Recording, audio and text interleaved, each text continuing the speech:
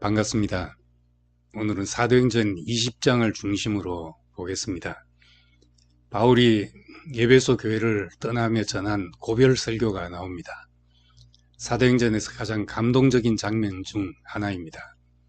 전도자로서 바울의 삶이 어떠했는지 가장 잘 묘사되어 있고 주님을 위해 살려는 사람이라면 한 번쯤 되새겨 볼 말씀입니다. 바울은 4차례에 걸쳐 전도 여행을 했습니다.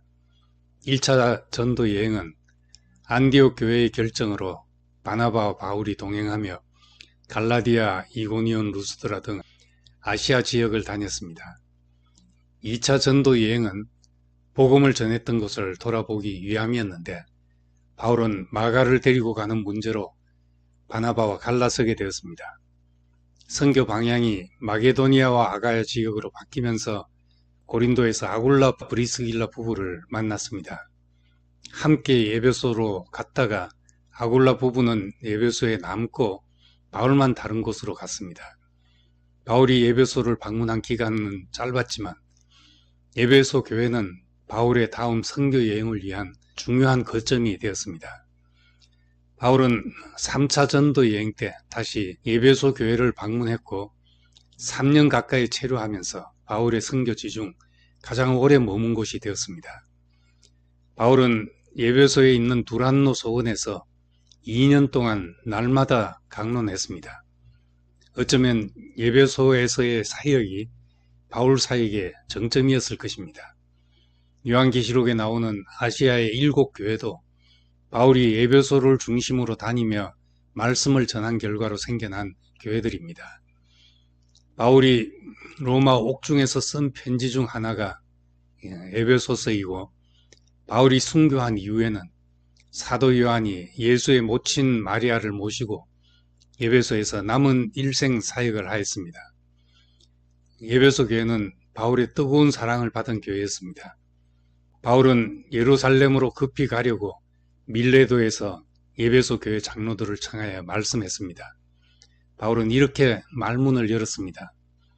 아시아에 들어온 첫날부터 지금까지 내가 항상 여러분 가운데서 어떻게 행하였는지를 여러분도 아는 바니 곧 모든 겸손과 눈물이며 유대인의 관계로 말미암아 당한 시험을 참고 주를 섬긴 것과 유익한 것은 무엇이든지 공중 앞에서나 각 집에서나 거리낌이 없이 여러분에게 전하여 가르치고 유대인과 헬라인들에게 하나님께 대한 회개와 우리 주 예수 그리스도에 대한 믿음을 정언한 것이라 하는 말로 고별 설교를 시작했습니다.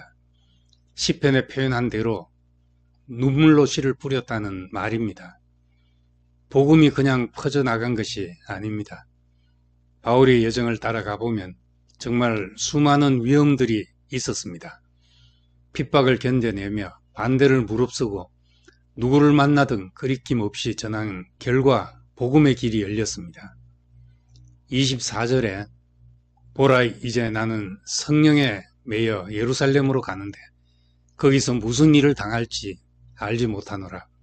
오직 성령이 각성해서 내게 정언하여 결박과 환난이 나를 기다린다 하시나 내가 달려갈 길과 주 예수께 받은 사명 곧 하나님 은혜의 복음을 정언하는 일을 마치려 하면은 나의 생명을 조금도 귀한 것으로 여기지 아니하노라 하였습니다.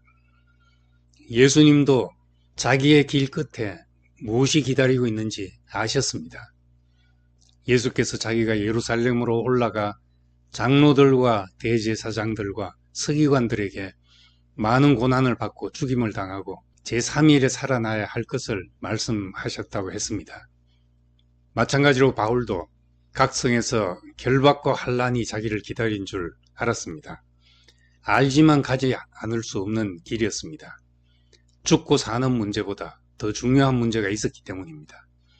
그것은 사도행전의 표현대로 주 예수께 받은 사명, 곧 하나님의 은혜의 복음을 증거하는 일을 마치는 일이고 빌립보서의 표현대로 하면 살든지 죽든지 내 몸에서 그리스도가 존귀되게 하는 일이었습니다. 우리가 하나님 앞에 서게 됨으로써 얻게 되는 가장 큰 축복은 고귀한 삶의 목적을 갖는 것입니다. 사람의 가치가 희미해가는 시대에 목숨이 위할 것이 있다는 것이 그 축복입니다. 그렇지 않으면 산다는 것이 일생 죽음의 두려움에서 종살이 하는 것밖에 되지 않습니다. 바울은 에베소 교회 장로들에게 이렇게 당부하였습니다. 여러분은 자기를 위하여 또 온 양떼를 위하여 삼가라. 성령이 그들 가운데 여러분을 감독자로 삼고 하나님이 자기 피로 사신 교회를 보살피게 하셨느니라. 이상하게 들릴 수도 있지만 바울은 교회가 하나님의 피값이라고 표현하고 있습니다. 초대교회 선교회 여러 사도의 사역이 때로 겹치기도 했지만 그들은 자기 울타리를 치지 않았습니다. 내가 전도했으니까 내 양이라는 생각은 사람을 자기 울타리 안에 가두게 만듭니다. 한 사람 한 사람이 하나님의 핏값으로 산 사람이라고 생각하면 아무리 내가 땀 흘려 수고해서 전도했다 해도 하나님의 사람이지 내 사람이 아닙니다.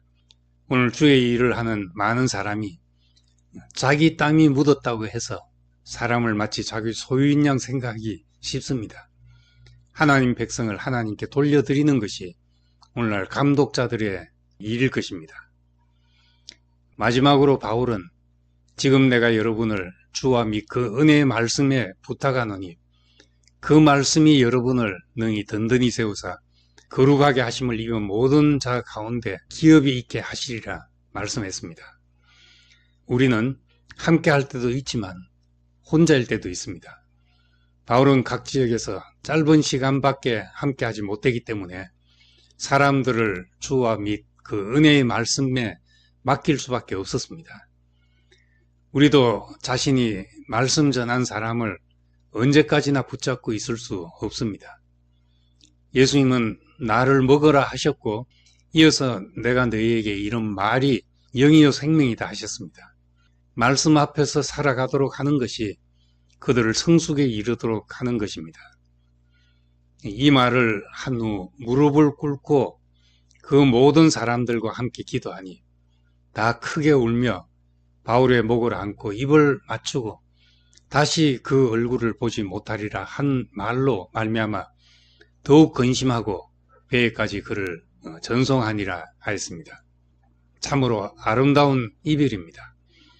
바울 사도는 사랑하는 사람들, 3년 동안 눈물로 가르치고 양육했던 사람들을 떠나 다시 주님의 이끌림을 받아야 했습니다. 자기들끼리 좋아하다 보면 예루살렘 교회처럼 닫힌 문이 될 수 있습니다. 우리는 복음의 빚진 자들입니다. 어디선가 목마르게 살리는 양식과 죽고 다시 사는 복음을 기다리는 사람들이 있습니다. 그래서 결박과 환란이 기다린다 하여도 복음을 위하여 주의 손에 이끌릴 수밖에 없었던 바울의 행로를 이 마지막 고별 설교를 통해서 깊이 생각해 보게 됩니다. 감사합니다.